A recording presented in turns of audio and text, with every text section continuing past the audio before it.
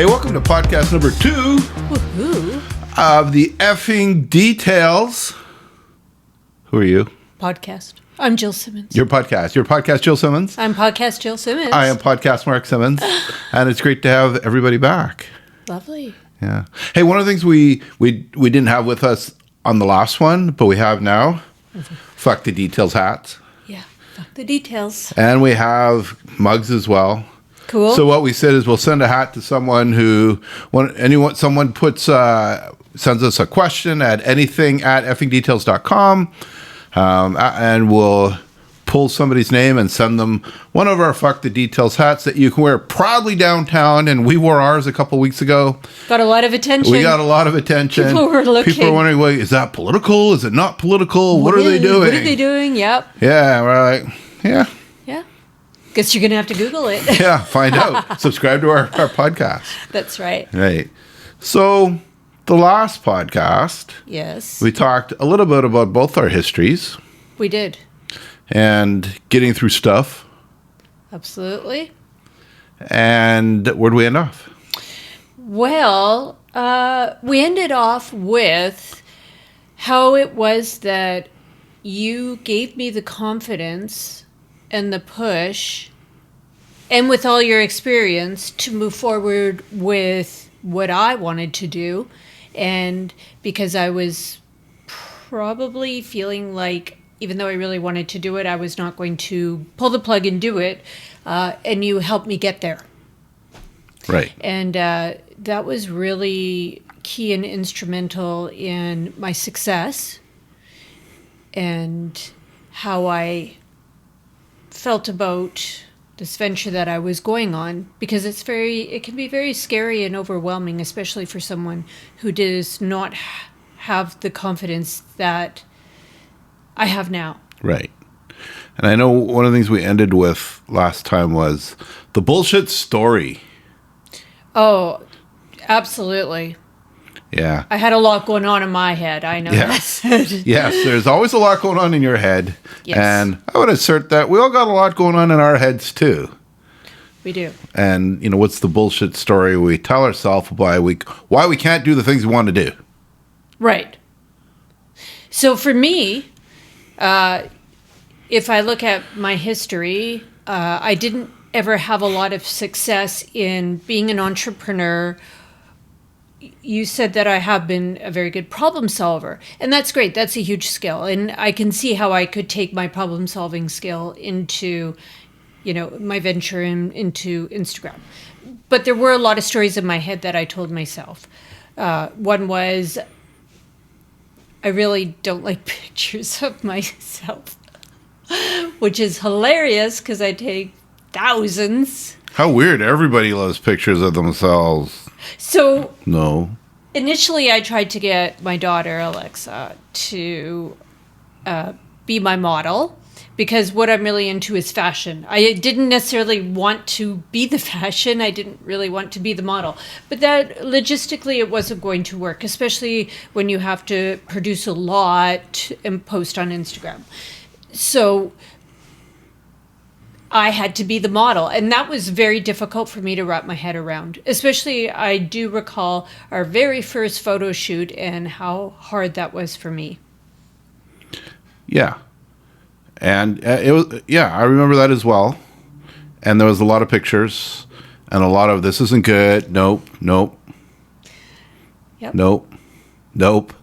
And what I've discovered is if I'm going to post something on Instagram, probably is going to take at least 50 to 100 pictures. Probably less now because I know my angle's a little bit better. But you have to start somewhere. And I think that's the point. When you're my personal coach, obviously you're my husband, so I'm lucky I've got a built-in support system right here, and the best one anyone could ever have. Honestly, you really believed in me, and you really believed in what I wanted to do. And it seems very frivolous to a lot of people. If you knew what it took to do this, you would probably have a lot more respect for people and what they post on Instagram as far as fashion goes. But you believed in it.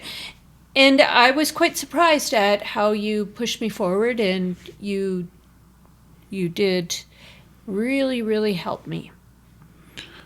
Yeah. I also appreciate at times when I may have struggled or said something, and you would say to me, "So, coach." Yeah, true, I did. So, coach, what would you do?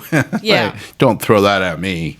But Right. yeah, I mean, I think something that's probably common for a lot of people who do business coaching, consulting, and anything like that is a good supporters of other people, Absolutely. right? Absolutely. And you don't necessarily need a coach to support you. You just need someone to support you. You need One somebody person. to support you. Yeah. I agree with you. Just having that person there who supports you is key. It really definitely helps support your dream. Now, you bring a certain skill set to the table that was instrumental in my success. Which was what? What was my skill set? Because you've been an entrepreneur and you know what it takes in order to move forward, and you guided me step 1, step 2, step 3. You guided me through the process. Yeah. So let's talk a bit more about that story piece. Mm-hmm. Maybe not, doesn't have to be specific to you, Right. but there is that bullshit story piece Okay. that we tell ourselves. For sure. And you may remember years ago, I wanted to do a TED Talk. Yes, I do recall. And I applied to do a local TED Talk. TED Talks were a big deal Yes. at the time. Very big. And so I applied because I thought I had this brilliant idea. Much like I think I'm the funniest guy in the room, and I'm not, I had the most brilliant idea in the room. I thought it was brilliant. I thought it was brilliant. Unfortunately, one of the judges there was like, "I don't get what this means," and he was really pretty negative about it. But the basis of it was when my son was like kindergarten, grade 1, and was in a talent show and walked through the door and didn't know what he was doing, and walked in and they handed out the program for the spring talent show, and it said his name and this other girl's name and piano and interpretive dance or butterfly dance. I'm like, what? So I went to the principal and I'm like, what's this about? Oh, he's playing piano. And I'm like, but he doesn't play piano. Like, we have a piano. He doesn't play piano, never took lessons. He can't be playing piano. And I kind of freaked out. Right. And the principal's like, it's going to be fine. Just go sit down. And I'm like, no. But so he was on after intermission. During intermission, I went back to the principal and said, come on.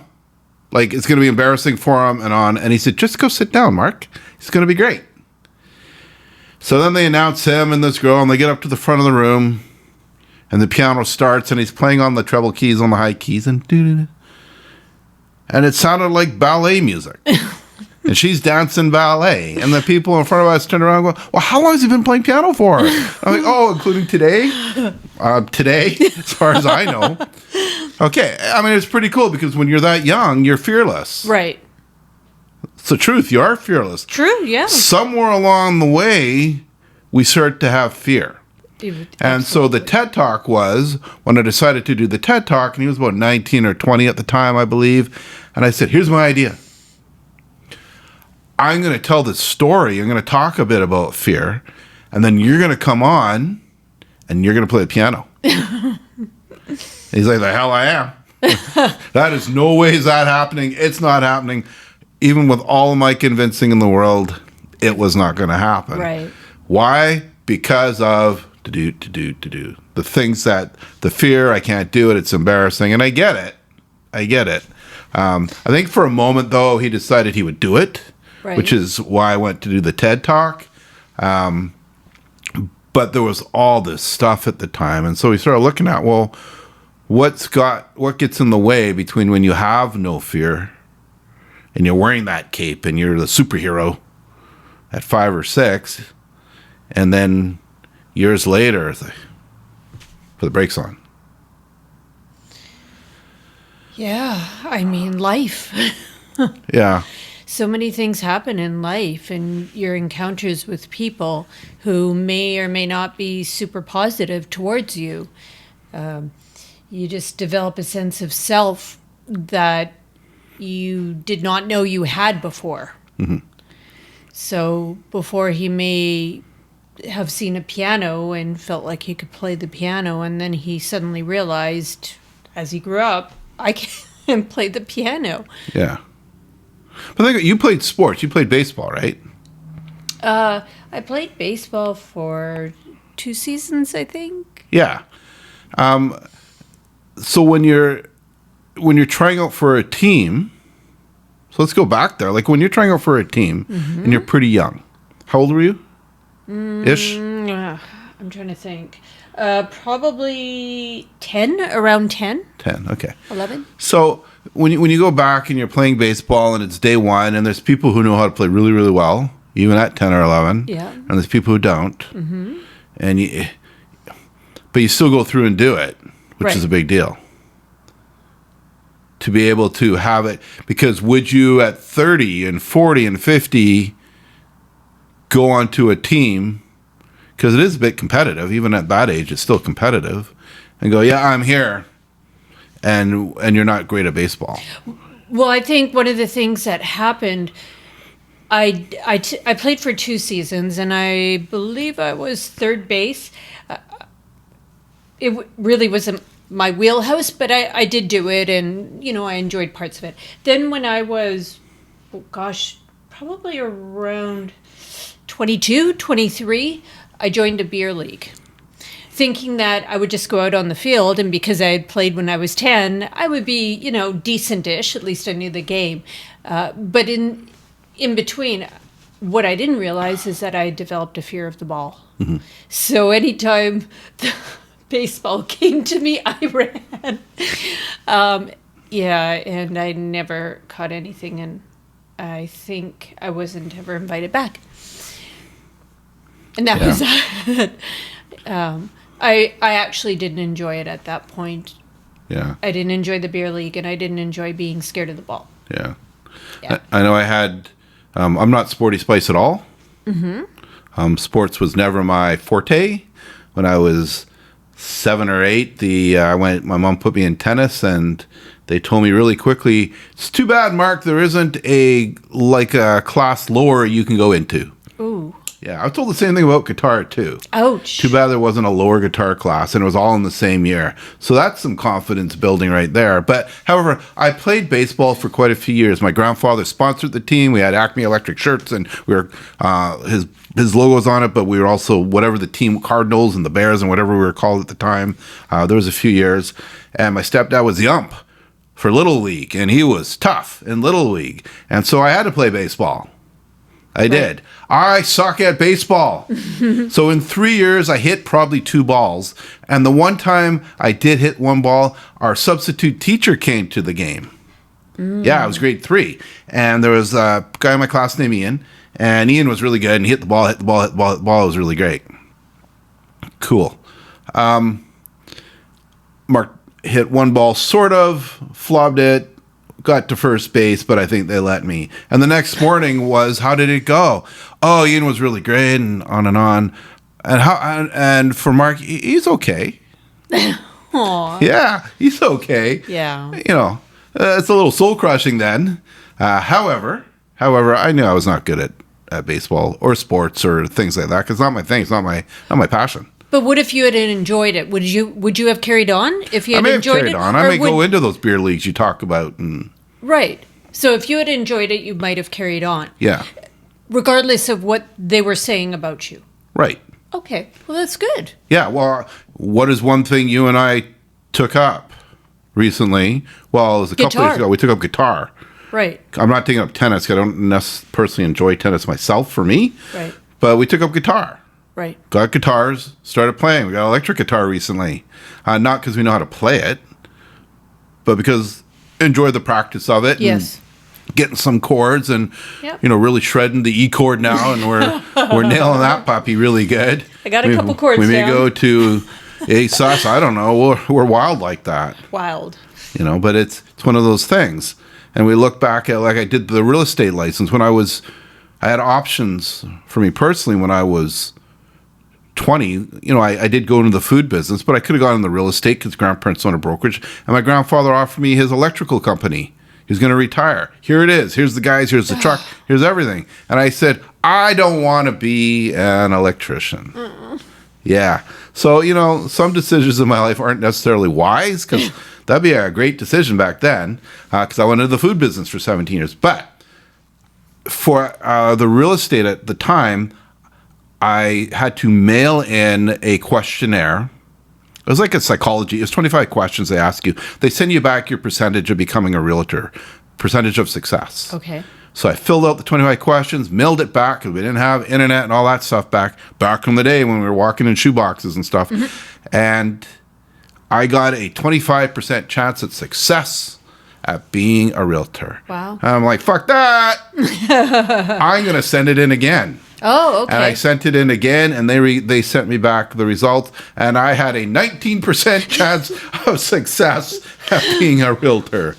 I'm like, wow. And that included like passing the exam and everything. Oh, really? Yeah. And so that ended that career, much like baseball ended. And it's funny, because I'm thinking about, later on in life, I did it and took the course and passed the exam, and we went through all that. But I was thinking about how events in your life, what people tell you, can really stop you cold. Yeah. From doing cool stuff. Absolutely. So when I was in my teens, well, right from a very, very young age, so probably when I was 3, 4, I started ballet. And I took ballet classes all the way up. When I was 15, 16, when you get to a certain point in ballet, you can start taking professional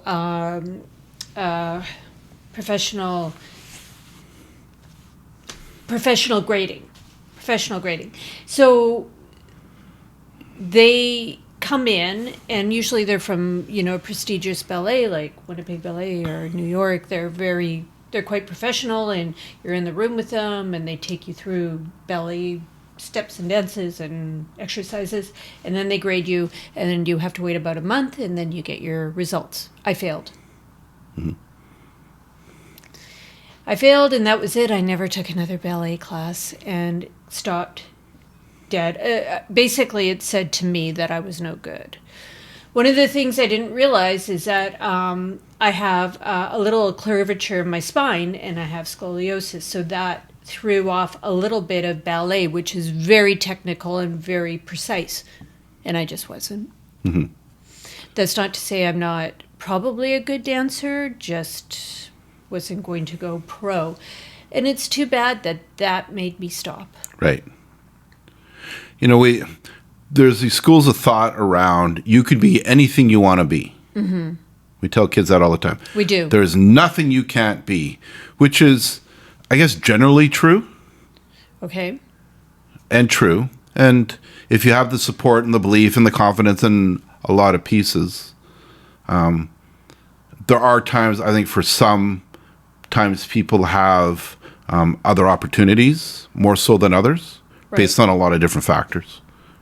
It could be socioeconomic factors. Absolutely. It could be a lot of things. Things take money, for sure. And so there are different opportunities for people, depending on multiple things. But if we take that out of the equation, it's important to take it out of the equation. You hear stories all the time from people who say, this person gave me confidence, that person gave me confidence, a teacher gave me confidence. Absolutely. Somebody didn't give up on me when I gave up on myself. Absolutely. And if people listening to us don't have those people in their lives, where do they find them? What do you do? You have these ideas, and we always say that people have a lot of great ideas in their back pockets that they've never taken action on, even thought about doing. Entrepreneurial, business, whatever it is in their life, could not even be business, something cool they want to do. Take ballet, play guitar, I don't know.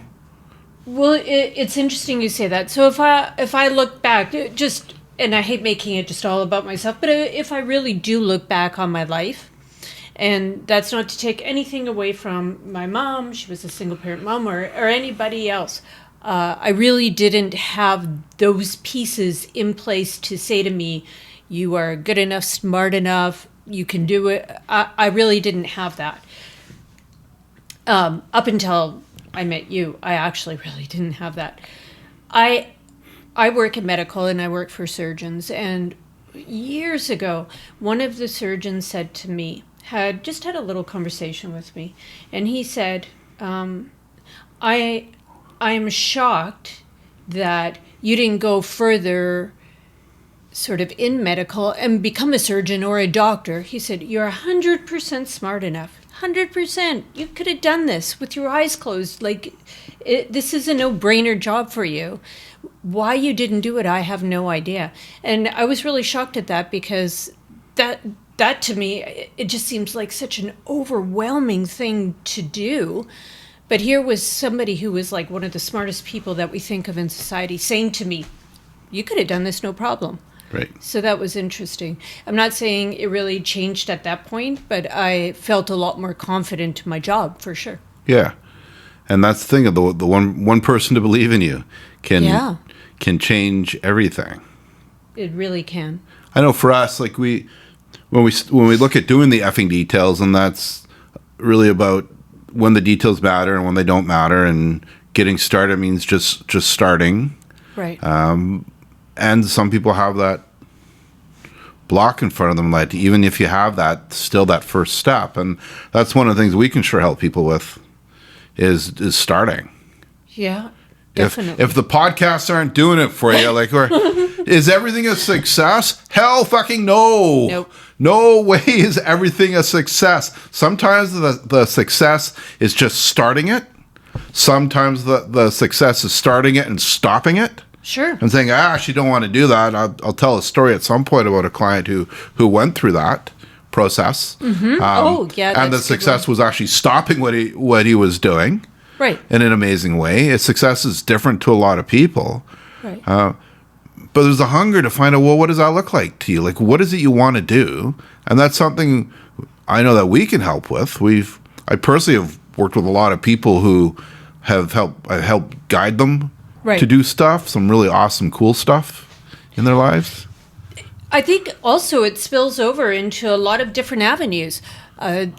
Even 2 weeks ago, I was making churros, and the recipe, it just wasn't working. And I'm a pretty successful baker in that a lot of things that I attempt just work out. And so I'm a lucky baker. But this was not working.